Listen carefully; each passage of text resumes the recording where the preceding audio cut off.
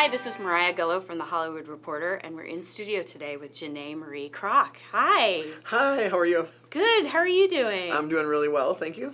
We are here to talk about the new documentary that you're the subject of, Transformer.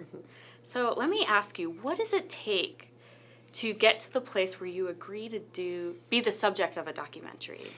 Well, for me, honestly, I felt more a responsibility to do it. Growing up, there was no information, there was no social media, there was very little information in the libraries even, and I felt so alone. I didn't know that anyone else in the world felt this way, and it was really, really difficult growing up like that. And so, and even, later on, more recently, sometimes people aren't always willing to share their stories. They're not willing to talk. And like I talked to girls that were further ahead in their journey than I was, and a lot of it's very personal, and a lot of them weren't, open to sharing things. And it was always very difficult. Like, how do you learn and how do you prepare yourself for these things if no one's willing to talk about it? So when I had an opportunity to do this and I was approached about the documentary, I felt an absolute responsibility to share my story and to be open and honest and try to help those people that are, where I used to be and are going through this process. And for me, it was really about, and having an opportunity to educate people that otherwise might not be interested in a transgender story because of my background with the Marines and powerlifting and all of that. I think that we can reach an audience that few other people would because, those type of people typically aren't interested in transgender stories. So yeah, I really did feel a responsibility to be open and to be honest and to share my story to help other people. So.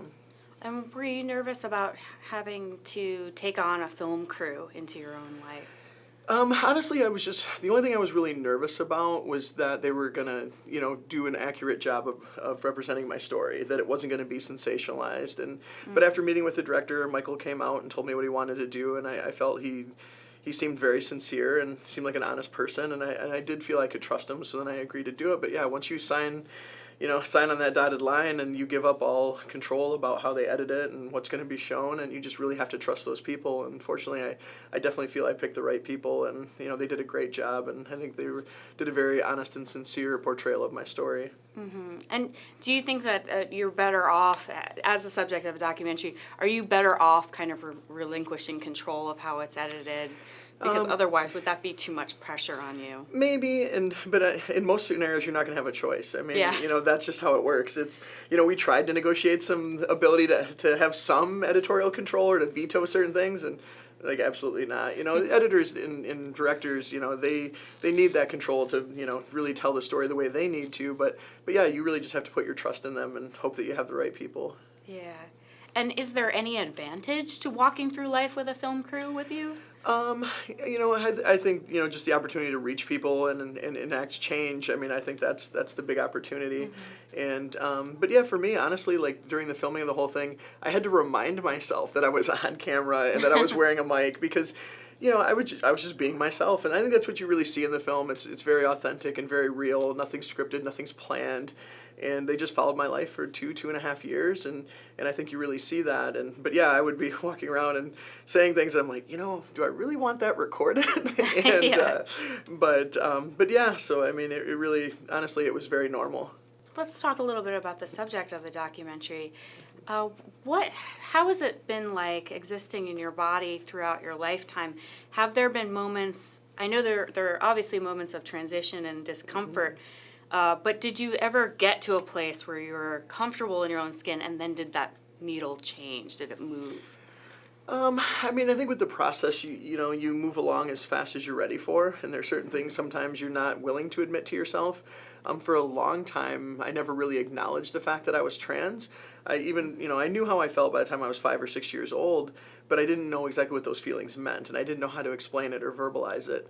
And then as I got older and really started dealing with it, I still was kind of in denial about that. I didn't want it to be true. I didn't want to be trans. I had a pretty good life and had accomplished a lot of things and was doing very well as a successful powerlifter. And I didn't want to be trans. So it wasn't until I was reading a book by Donna Rose called Wrapped in Blue, and she was a high-level college wrestler. And until that point, I had never read about a trans woman that was like me as far as being athletic and have done all these masculine pursuits or what we perceive as masculine. And but yeah, and I was reading about her at one point, and she was talking about lifting weights and getting more muscular and competing in wrestling, and I wrestled for a long time and really enjoyed it. And I remember like stopping in the middle of the page and going, oh crap.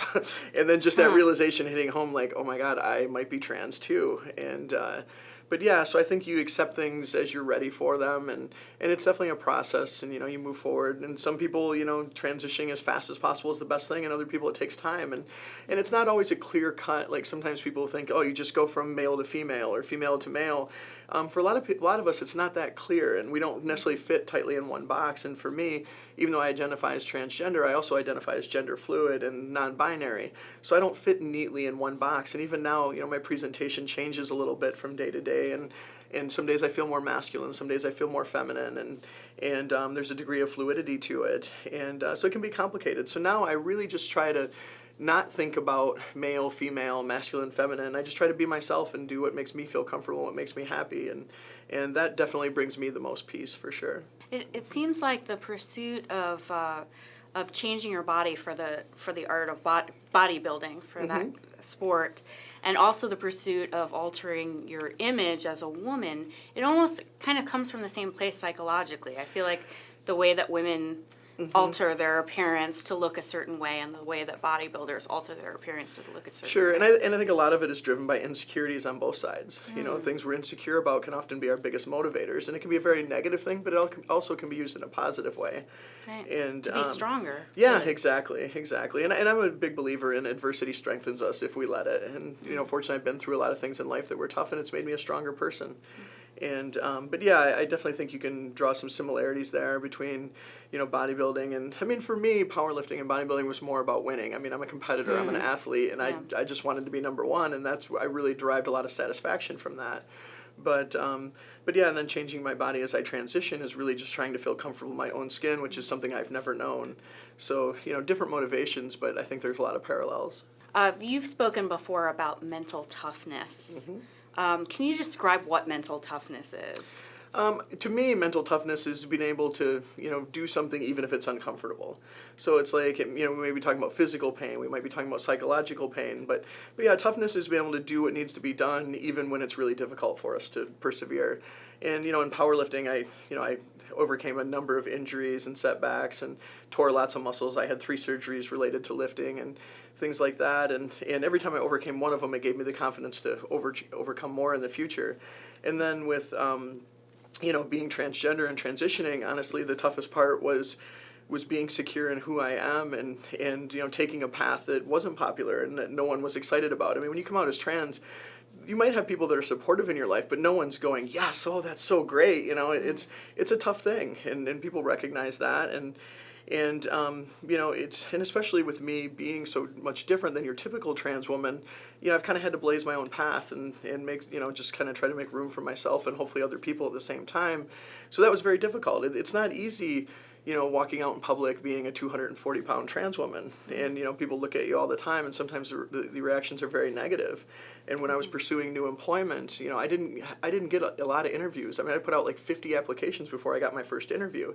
You Google my name and tons of stuff comes up right away, and so that makes it very difficult to be out and open when you're so different from the majority of society.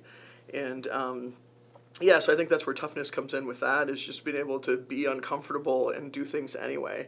Because it's given me a very unique perspective. I mean, in my life, especially at the peak of my powerlifting career, one day I might be at an expo signing autographs and taking photos with fans, and then the next day I'm back as a pharmacist working a regular 9-to-5 job, but then another day I'm going out as a woman who doesn't pass and being treated like I'm less than human.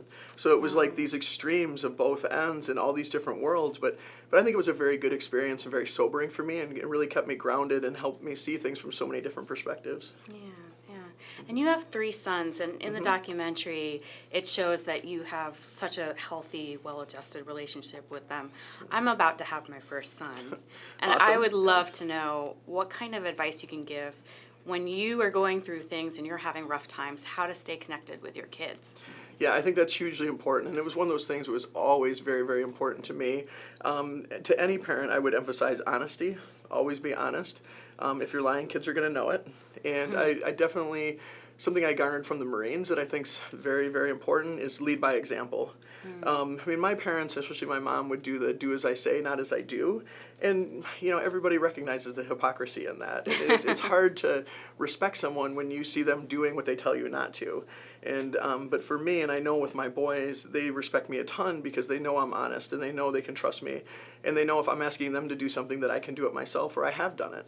And I'm always going to try as hard as I can to be honest and do things the right way. And so, yeah, leadership by example, being open and honest, because we're not perfect and everyone makes mistakes. And a lot of people think as parents, well, I can't tell my kids about things I've done wrong because that'll encourage them to do the same thing. No, they're going to, especially by the time they reach their teenage years, they're going to recognize that not everyone's perfect. And if you lie about those things and they find out about them later, that erodes the trust between you. So, yeah, openness, honesty, and leadership by example, I would say, are the biggest things. Yeah. And as a Marine, have you thought deeply about the transgender ban that Trump and Pence are trying to put through and how it affects your community? For sure. I find it hugely insulting, especially from people who have never served. How it's like, how dare they even try to impose these bans when they haven't been there and done the jobs that I've done and so many of my transgender, comrades have done. So it's just, that baffles me. And I think that's really pandering for political reasons, but yeah, it's so unfair, unjust, and so many. I saw a study recently that the percentage of transgender people that have served of the community is much higher than the rest of the population. I know so many trans women that were Marines, Army, Rangers, and one of my trans friends right now, she's a captain in Army infantry, and she's an amazing officer, and her command loves her. And to think that just because we have a different gender identity, somehow we're not fit to serve and can't do the job, that's just absurd. And especially coming from people, like I said, that have no experience in this area, have never served themselves. It's hugely insulting. Yes. If you could deliver this film to one person, hand deliver it, who would you want it to get to? Oh my gosh, probably a young transgender child that's struggling, that doesn't have support in their life, maybe a non-supportive family. Yeah. Last question to you. Why is it important that people see this documentary? Like you said, people who may not otherwise be interested in this subject matter are going to see this documentary. Why is it important? Well, I think it's all about education and inspiration, right? So like educating people who don't understand and inspiring people who can relate and are struggling. So for me, the opportunity that maybe, especially the masculine crowd and people that can relate to my Marine Corps experiences or my background in sports and powerlifting might be interested in this where otherwise they wouldn't be. And I think it's just a chance for them to understand something that maybe they have no understanding of and have never been exposed to. I think there's just so much misinformation and misrepresentation of the transgender community.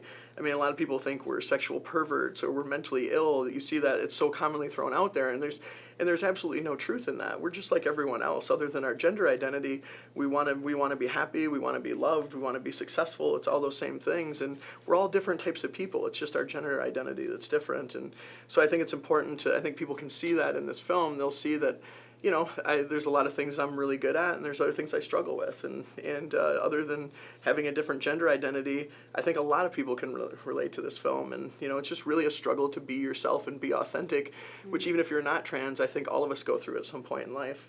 And what's next for you?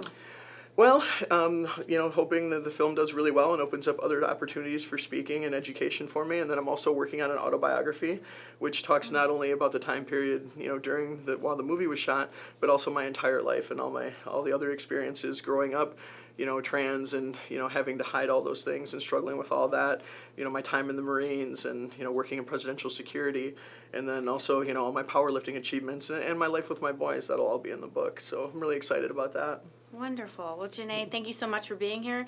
The movie is Transformer, and it's available theatrically and online.